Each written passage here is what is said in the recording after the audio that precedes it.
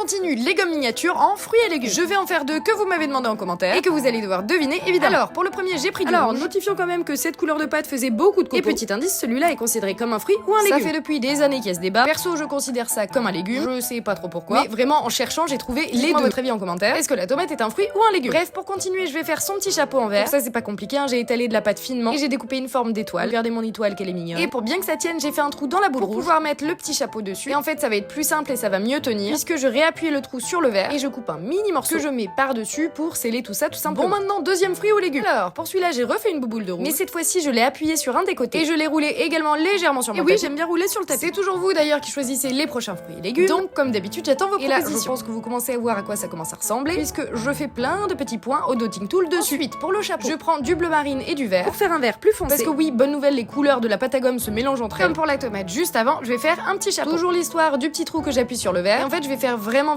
attention à accrocher chaque feuille au rouge. Éviter que ça se casse quand je suis en train de gommer, quoi. Bref, je mets également un petit bitonio sur le haut que j'intègre bien évidemment. Et ensuite, je préchauffe mon four à 120 degrés pendant 15 minutes sur du papier sulfurisé. Comme pour le citron et la carotte, je vous montre le test de la gomme parce que oui, c'est bien gentil, mais il faut que ça gomme quand même. Et on est sur un perfect, ça gomme parfaitement. Donc voilà ma petite tomate absolument adorable. Je les adore. Dites-moi les prochains qu'on fait et des bisous.